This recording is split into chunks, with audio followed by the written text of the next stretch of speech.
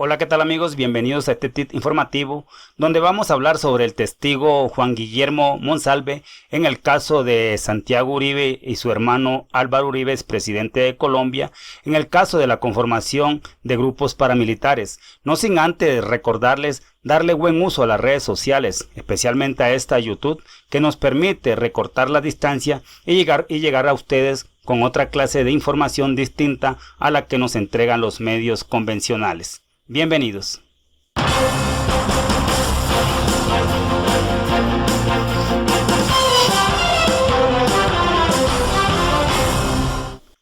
Contrario a lo que muchos esperaban, el Juan Guillermo Monsalve, la persona que está presa, está detenida por sus acciones ilegales que van en contravención al Código Penal colombiano, pues está preso y es el testigo clave en el caso de Álvaro Uribe Vélez, que involucra también como víctima en este caso al señor Iván Cepeda. Se han tejido una cantidad de valle y venga para acá y que realmente no se le está diciendo la verdad al país en este caso, y se sentía que el señor Monsalve iba a retractarse de todo lo que ha dicho ante la justicia colombiana sobre el caso de Álvaro Uribe Vélez e Iván Cepeda. No, él se mantiene y ratifica su posición de que los hermanos Uribe han participado en la creación del bloque metro de las autodefensas y en actos de masacre en este país, y que realmente la justicia es la que ha tardado en este caso para proceder. Eso está como la custodia de Vadillo, la famosa canción del maestro Escalona, que todo el mundo sabía quién se la había robado, pero nadie se atrevía a decirlo. ¿Por qué? Porque realmente era una persona importante dentro de la población y que seguramente quien lo acusara no iba a creer. Vamos a escuchar parte de un testimonio de una investigación que ha hecho el señor periodista Daniel Coronel, que la compartió ayer en redes sociales, una entrevista algo extensa, y yo cogí por ahí unos apartes para que lo debatamos y esta cuestión, y es lo que el señor Monsalve se ratifica y aún así expresa que tiene miedo.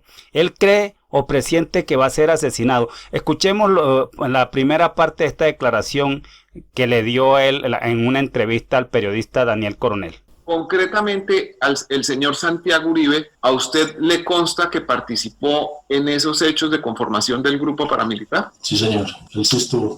¿De qué manera estuvo involucrado? Es mejor eso dejarlo para cuando, si me alcanza la vida de llegar a una cosa judicial para mentar esos temas, porque lo que uno diga en estos momentos todo se le devuelve a uno. Es mejor más adelante, pero él sí estuvo.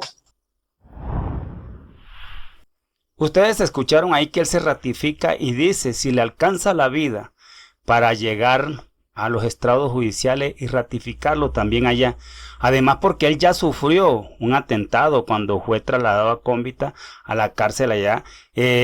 Yo no sé qué está pasando con la justicia colombiana, y es importante que sigamos escuchando esta otra parte que también es interesante. Mire que ya él se ratifica ante los medios, que es la única tribuna que tiene cualquier ciudadano para que lo escuchen, porque la justicia colombiana aún, a pesar de que ha dado algunos pasos importantes, todavía actúa con sesgo hacia favorecer al sistema que nos gobierna en Colombia, o a veces también por miedo. Vamos a seguir escuchando parte de lo que dijo Monsalve. En una declaración que usted dio, señaló que le constaba que había comunicaciones entre Santiago Uribe y su hermano, el gobernador Álvaro Uribe, sobre estos temas de la conformación del grupo, del bloque metro. ¿Cómo fue eso? No, yo los temas no los toco aquí porque eso es, pues, no, porque eso ya es un tema muy judicial y tengo problemas en estos momentos. Es como cuando yo empecé a hablar que me demandaron por injuria y calumnia. A los primeros días de marzo del 2012, me trajeron a la diligencia y ellos dos no se presentaron. A los 15 días me llevaron a Cómbita y ahí fue donde sufrí el atentado. Entonces es mejor esos temas no los quiero tocar aquí porque eso ya es tema muy judicial. Pero, señor Monsalve, la pregunta concreta es, ¿usted se reafirma en que los señores Santiago Uribe y Álvaro Uribe participaron con Santiago Gallón, con Juan Guillermo Villegas y con Luis Alberto Villegas alias Tubo en la conformación de ese bloque metro? ¿Usted se reafirma en esa declaración? Sí, señor, es que las autoridades llegaron fue por la cerrada de la finca, por la quemada y por la matada del trabajador de la finca. Okay. Por eso empezó todo eso y... Después de eso hubo una masacre que en el récord judicial se conoce como la masacre de los carniceros. ¿Usted estuvo enterado de esa masacre? Hubo una masacre de Providencia del 96 y también la masacre de Yolombó del 98. Bueno, a raíz de eso... Pero eso no le interesa a la justicia, no le interesa a las víctimas. ¿Por qué dice usted eso, señor Monsalve? No, porque yo quise buscar a justicia y paz cuando me condenaron y no me cuando yo empecé el tema que me llevaron y empecé el tema de cómo había empezado en justicia y paz en el bloque metro, antes de ser bloque metro, me dijeron de que no me recibían la declaración y me echaron para atrás. Miren todo, escucharon ustedes lo que dijo este señor Monsalve, cosas importantes. Mire, todavía ratifica su miedo, que siente miedo, que cree que lo pueden asesinar, porque él dice que es un tema bastante fregado, un tema, es espinoso hablar, ustedes lo entenderán, en contra del sistema que nos gobierna. Pero mire lo que él dice también, eso sucedió, los casos que él habla. Él tenía 18 años, eso fue en Hacienda Guacharacas, que es muy nombrada en estos procesos judiciales que tienen que ver con el narcoterrorismo. Entonces, resulta que él dice que en Justicia y Paz no les interesa a las víctimas. Él quiso dar todas esas declaraciones y en Justicia y Paz no lo quisieron escuchar. Algunos dicen, y se le dio eje porque no se le dio el reconocimiento como paramilitar, sino como narcotraficante. ¿Cuál es la diferencia entre ser narcotraficante y ser paramilitar? De todas maneras, como narcotraficante o como paramilitar, delinquía ahí desde la Hacienda Guacharaca de propiedad de los Uribe. ¿Quién es este muchacho en esa época, 18 años allá en Hacienda? Él era novio de el comandante del ELN de la zona. Mire cómo nos meten a nosotros en una guerra. Por eso es que nosotros no podemos apoyar estos grupos al margen de la ley de ninguna clase. Las armas no son realmente la mejor opción de poder en este país. Que algunos la usen ya es otra cosa. Ese muchacho para la época, Juan Guillermo Monsalve, él dice, él era novio o vacilaba, como se dice en la costa, con la hermana del comandante del ELN de la zona, que fue el que perpetró esos hechos donde murió el capataz de la Hacienda Guacharaca, que fue lo que condujo a una venganza, que es la masacre de que tocan ahí el tema que habla Coronel. Y mire, o sea, él al servicio del paramilitarismo y era el novio de la hermana del comandante del ELN. Mire toda esa película, una novela, eso sucede en las novelas, esos libretos los han visto y eso es libre de hacerlo. Pero mire cómo todo eso se teje, ya ahí se pierde la objetividad en la lucha, porque cómo va a proceder el comandante del ELN contra su cuñado, un ejemplo, ¿no? O viceversa. Y todo eso realmente a veces se dan unos intereses de conflictos familiares, por eso yo no aconsejo la guerra para nada, sino ponernos de acuerdo dentro de las diferencias. Ser diferente nos debe unir más. Desde ahí él está acusando a los señores Uribe, y Justicia y Paz se negó a responder, a recibir el testimonio, argumentando, es que usted no es paramilitar. Entonces realmente, ¿cómo queremos nosotros cambiar este país si la justicia también ha sido cómplice de todas esas cosas? A propósito, el senador Iván Cepeda se ratificó en un trino también, después de ver esa declaración, dijo lo siguiente en Twitter. De lo que me acusa el uribismo es de haber hecho esfuerzos para evitar que asesinaran a Juan Guillermo Monsalve y atender sus denuncias cuando han intentado callarlo. En eso no tengo absolutamente nada que ocultar. He hecho lo necesario para evitar que silenciaran la verdad.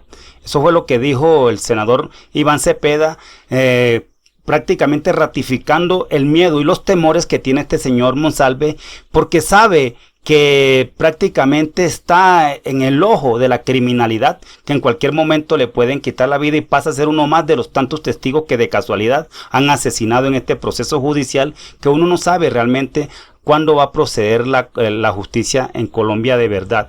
Pero mire, si uno analiza un día en uno de los comentarios que dejan aquí en nuestro canal, alguien habló de la Guardia Pretoriana en el caso de Uribe. Y yo me he puesto a analizar y verdad que alrededor de Álvaro Uribe Vélez pareciera que existiera algo de lo que sucedió en la Roma del primer siglo después de Cristo. Hay que recordar que después de Cristo estuvo Augusto, fue el emperador, después el segundo emperador fue Tiberio y el tercer emperador ese tercer emperador con el que quiero comparar al señor Álvaro Uribe Vélez, que fue Calígula, que fue que prácticamente se rodeó de la guardia pretoriana que estaba para proteger al emperador porque eso daba buenos réditos, y él logró doblegar al Senado y todos los poderes públicos de Roma, que le entregaron todo el poder absoluto, lo crean un dios prácticamente, un faraón, era todos los poderes, la palabra de él era ley.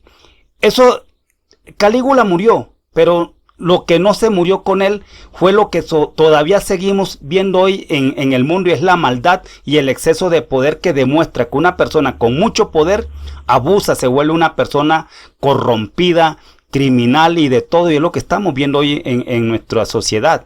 Mire que el señor Álvaro Uribe Vélez logró corromper todo el universo gubernamental de nuestro país, que le entregaron todos los poderes absolutos, incluyendo el de las Fuerzas Armadas, que la podíamos comparar ahorita con lo que es la Guardia Pretoriana del primer siglo de nuestra existencia después de Cristo. ¿Por qué lo digo?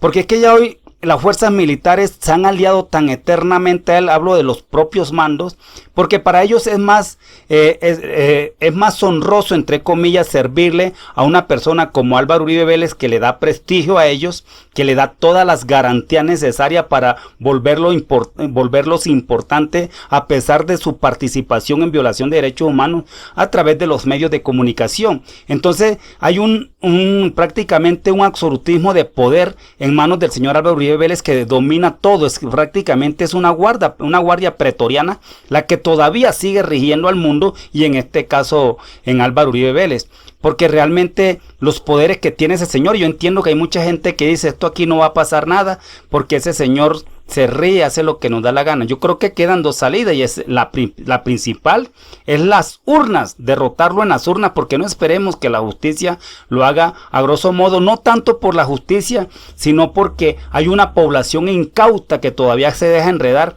y cualquier destino judicial en contra del señor Álvaro Uribe Vélez, de una vez le cae la satanización, castrochavismo, como si eso fuera un delito, pero la gente cree que es delito ser castrochavista, pues.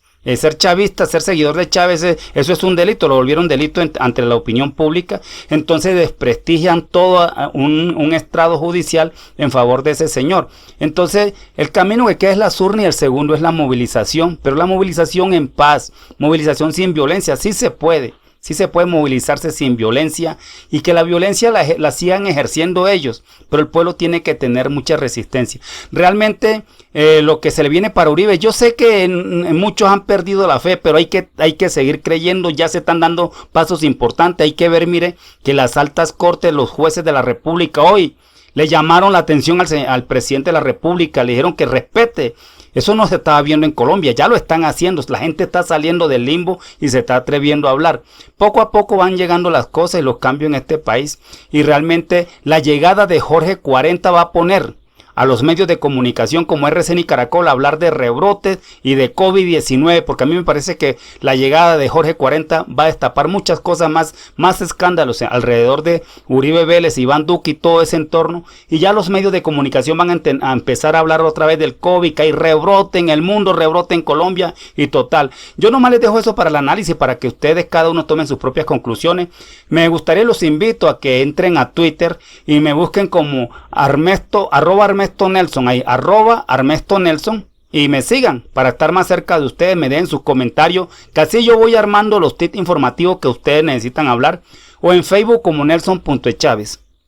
Facebook Nelson.echávez, así como lo ven aquí, el reportero digital, y de lunes a viernes los invito a que se conecten de 8 a 9 de la noche, porque siempre tenemos un programa en directo y ustedes nos regalan su opinión directa. Era lo que quería compartir con ustedes en el día de hoy. No se les olvide suscribirse a nuestro canal, pero activen la campanita, porque cuando ustedes se suscriben y no activan la campana, YouTube asume de que a ustedes no les interesan los temas, pero cuando usted activa la campana, les va a seguir enviando la alerta de que ya subimos otro video. Opinen a favor o en contra, pero con mucho respeto. Soy Nelson El Chanero Ormesto, su reportero digital de Identidad Caribe. Muy pronto estaré con ustedes con otro tip informativo.